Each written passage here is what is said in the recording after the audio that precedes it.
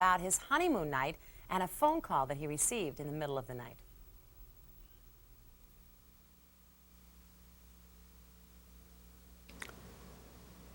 Well, it was about 2 o'clock in the morning. We just got married in Cleveland. And 2 o'clock in the morning, Jack Benny called up.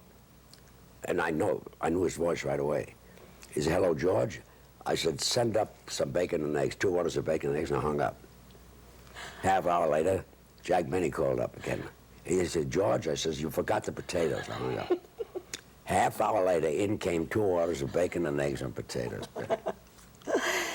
Gracie, you say she was a lady and a mother and she really didn't like the spotlight. Is that true? It is. Gracie was not, she loved show business, but Gracie never told a joke in her life. You'd never know she was in show business. Gracie didn't have to tell jokes. When Gracie got in an elevator and said to the elevator boy, "6th floor, please," everybody would laugh. They say she's probably going up to the 9th floor and going to walk down 3 flights. She didn't have to make up the jokes. They made it up for her. She really believed everything, didn't she? Not off the stage. No. Gracie was very smart off the stage. On the stage, she did it my way, you know. When you lost her, it was really a traumatic time for you. Sad. I'm married for 38 years. Sudden, too, wasn't it? It was sudden. And when it was sudden, she had had a heart problem, but well, you yeah, really well, she had that heart problem for a long time. And you know, whenever she had a heart problem, I'd give her some pills that she put under her tongue, and then she was fine. And when she died, I was shocked because I had all these pills left. I said, "How could she die with all?" And then when Gracie died, you know, I was heartbroken. What can you do? And finally, one night, I started sleeping in Gracie's bed, you know, and it helped a lot. You went out the day that, well, I don't know if it was the day, but at least shortly after you found out you were up for the role with Walter Matthau in the Sunshine Boys. You went out to Gracie's grave, didn't you? I go every month. Yeah, but Sure, I talk to Gracie, sure. I'll tell Gracie that you interviewed me. Will you? Sure. But she Sometimes I tell her a joke that somebody told me. You said to her, didn't you say, don't go to the big guy? Yeah, go to his son, one of our boys. Talk to him. I'd like to get the part. I guess she did talk to him. You're making old age fashionable. Let's talk about that, because you say think positive and stay active. Of course. What are you going to do when you retire? What would you do if you retire? Let's say you were my age, 88. Would you retire? No. Do you like what you're doing? Love it. Well, keep doing it. But I love your analogy about playing golf when you're working as opposed to playing golf when you're retired. Well, in the first place, you don't play golf when you retire. If you're working and you play golf, you're getting away from something. You're stealing a little hour or two of playing golf. But when you retire and you got all day to play golf, you don't like it. Got too much time on your hands. Or playing cards all day, you know. When you get away from something, you know, say, you know. The staying active part, though. I mean, the thinking positive, George. I mean, it's hard to do that in this world. How do you manage it? Well, I don't bother with things that I can't cure. But were you always that way, or did that come with growing up? Yeah, you know, trifles don't bother me.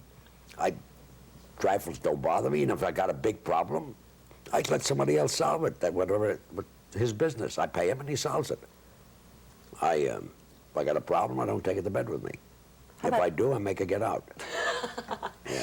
Is your memory, do you suppose, the key to your success? I got a good memory if they pay me. I don't get paid, I can't remember a darn thing. No, we hear you. It's all extemporaneous when you're on the Tonight Show and sitting here with me. I told you I lie a lot. I got a good memory. You have a great memory. What did you think when you picked up Penthouse magazine, or when you knew that you were on the cover with Vanessa Williams and it said, "Oh, well, God, she's when I nude"? saw Penthouse magazine and they raised the price of that magazine an extra $1, they sold millions of copies. I didn't know I was that popular. And I worked with Vanessa in Atlantic City at the ballet, and she did the opening show. She and another girl, and I did that. And I took a picture with her. That was it. And my first thing, and I was on the cover. But then I opened the magazine. Ronnie Reagan was there, the president. Well, it was good enough for the president. It's good enough for me. This movie, hard to play two characters, the devil and God, especially with your masterful sense of timing. I would think that it'd be difficult. Do you bring the same timing to both characters? Sure. Because as the devil, I knew God's timing because I played God. And as God, I knew the devil's timing because they're both me. May I sit in? Been expecting you. This'll just be the two of us.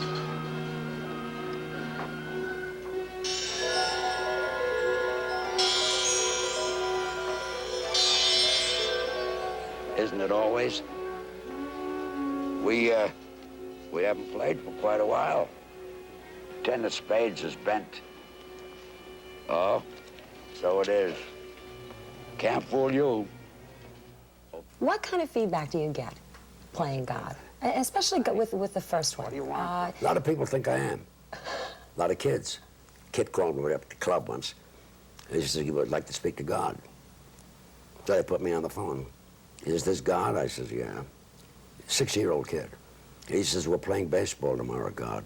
Please see that it doesn't rain. I says, it won't rain tomorrow. And as luck would have it, it didn't. He called me up the next day.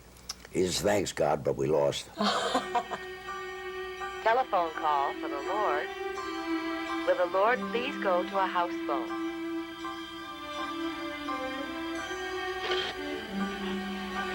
This is the Lord. You have a call from me. Thank you very much.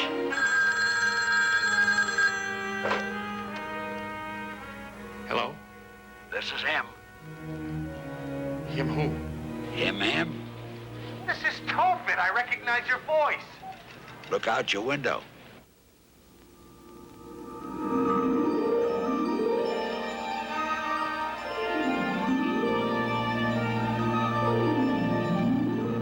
Well, I want you to know that tucked here in my sleeve, I brought you something. I don't know if it's a good one or not, but I wanted to thank you. just pass on a cigar Thank to you, you. just in case this day you run out. Okay, good enough. Would it be just awful to ask you for one little verse of a song, You mean a short song? a short song?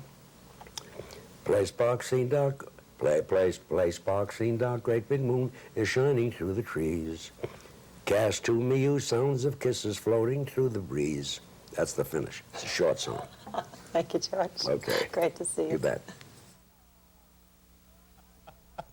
Oh, what a delight. Truly, I say that from the heart. What a lovely man. I bet there isn't anyone in this world who doesn't like George Burns. You agree, Tom? You know, when we